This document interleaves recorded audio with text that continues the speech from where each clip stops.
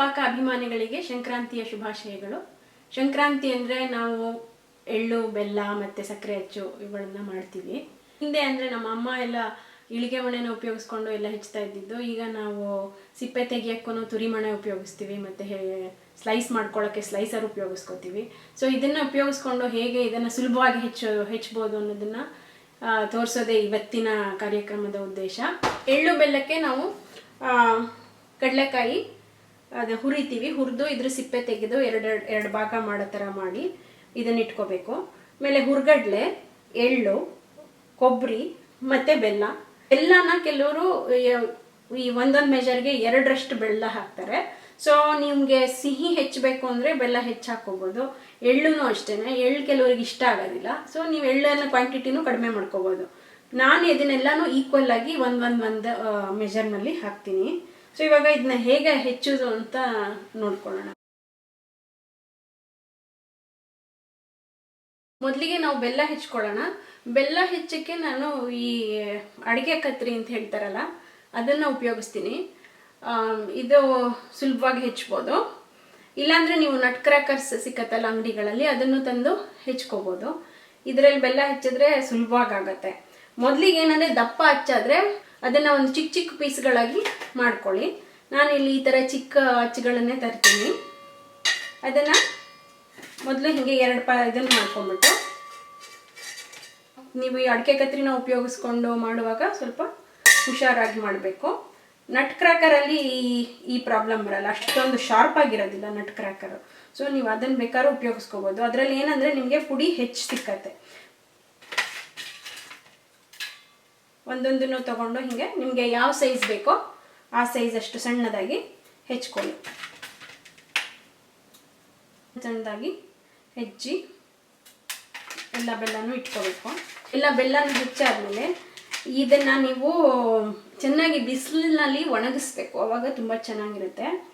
ಇಲ್ಲಾಂದರೆ ನೀವೇನು ಮಾಡ್ಬೋದು ಅಂದರೆ ಅವನ್ ಇದ್ದರೆ ಸ್ವಲ್ಪ ಬೆಚ್ಚಿಗೆ ಮಾಡಿ ಅಷ್ಟೇ. ಬಟ್ ನೀವು ತುಂಬ ಬಿಸಿ ಆದರೆ ಮೆಲ್ಟ್ ಆಗೋಗ್ಬಿಡುತ್ತೆ. ಸ್ವಲ್ಪ ಒಂದು 300 ಡಿಗ್ರಿಗೆ ಅವನ್ನ ಇಟ್ಬಿಟ್ಟು ತೆಳ್ಳನೆ ಒಂದು ಅಲ್ಯೂಮಿನಿಯಂ ಫಾಯಿಲ್ ಮೇಲೆ ಹರಡಿ ಒಂದು ಕುಕ್ಕಿ ಶೀಟ್ ಮೇಲೆ ಒಂದು ಸ್ವಲ್ಪ ಹೊತ್ತಿಡಿ. ಲೈಕ್ ಒಂದು 2-3 ನಿಮಿಷ ಇಟ್ಟು ನೀವು ನೋಡ್ತಾ ಇರಬೇಕು. ಆವಾಗ ಬೆಲ್ಲ ವಾರ್ಮ್ ಆಗಬೇಕಷ್ಟೇ, ಬಿಸಿ ಆದರೆ ಮೆಲ್ಟ್ ಆಗುತ್ತೆ. ಸೊ ಮೇಕ್ ಶ್ಯೂರ್ ಬೆಲ್ಲ ವಾರ್ಮ್ ಆಗಿರುವಷ್ಟು ಮಾತ್ರ ಆದರೆ ಇದು ಆಮೇಲೆ ಸ್ವಲ್ಪ ಗಟ್ಟಿಯಾಗುತ್ತೆ.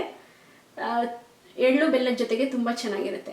ಇಲ್ಲಾಂದರೆ ಒಳ್ಳೆ ಬಿಸಿಲಿದ್ರೆ ಆಚೆ ಕಡೆ ಇಟ್ಬಿಟ್ಟು ಇದನ್ನು ಬಿಸಿಲಲ್ಲಿ ಚೆನ್ನಾಗಿ ಒಣಗಿಸಿದ ಮೇಲೆ ಈ ಹೆಚ್ಚಿರುವಂಥ ಈ ಬೆಲ್ಲದ ಚೂರುಗಳನ್ನು ಮತ್ತು ಪುಡಿಗಳನ್ನು ಸ್ವಲ್ಪ ಹೀಗೆ ಮಿಕ್ಸ್ ಮಾಡಿದ್ರೆ ಪುಡಿ ಎಲ್ಲ ಕೆಳಗೆ ಕೂರುತ್ತೆ.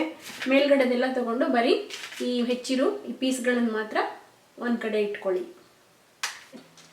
ಈಗ ನಾವು ಬೆಲ್ಲ ಹೆಚ್ಚಾಯ್ತಲ್ಲ, ಕೊಬ್ಬರಿನ ಹೆಚ್ಚೋದು ನೋಡೋಣ. ಈ ತುರಿಮಣೆ ಇರುತ್ತಲ್ಲ, ಸಣ್ಣ ಕಣ್ಣಿನ ಕಡೆಗೆ ಈ ಸಿಪ್ಪೆಗಳನ್ನೆಲ್ಲ ಹಿಂಗೆ ತುರ್ಕೊಂಡು ಸಿಪ್ಪೆನ ತೆಕ್ಕೊಂಡ್ಬಿಡಿ. ಸಿಪ್ಪೆನೆಲ್ಲ ತುರಿದು ಈ ಥರ ರೆಡಿ ಮಾಡಿ ಇಟ್ಕೊಳ್ಳಿ. ಈ ಥರ ಸಿಪ್ಪೆ ತೆಕ್ಕೊಂಡಿರೋ ಕೊಬ್ಬರಿನ ಸ್ಲೈಸರಲ್ಲಿ ಸ್ಲೈಸ್ ಮಾಡ್ಕೊಳ್ಳಿ.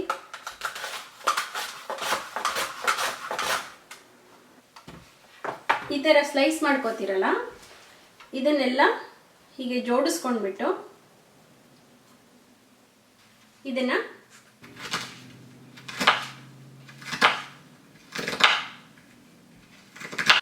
ಈ ಥರ ಎಷ್ಟು ಸಣ್ಣದಾಗಿ ಬೇಕೋ ಅಷ್ಟು ಸಣ್ಣದಾಗಿ ಕಟ್ ಮಾಡಿ ಇಟ್ಕೊಳ್ಳಿ.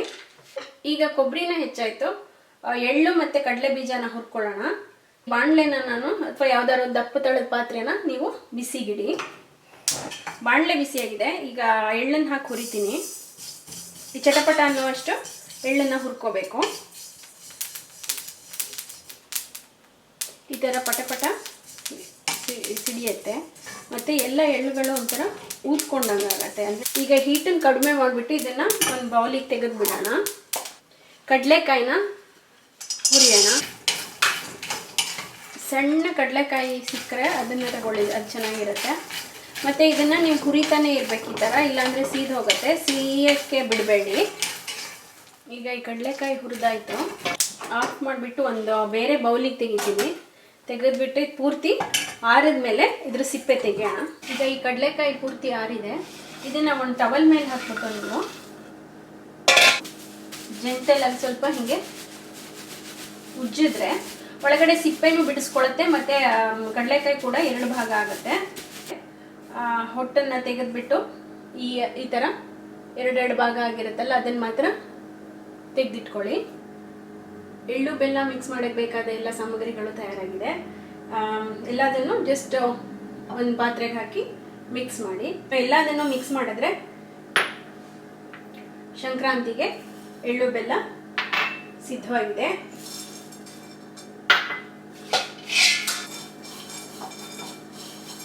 ನಿಮಗೆಲ್ಲರಿಗೂ ಸಂಕ್ರಾಂತಿಯ ಶುಭಾಶಯಗಳು.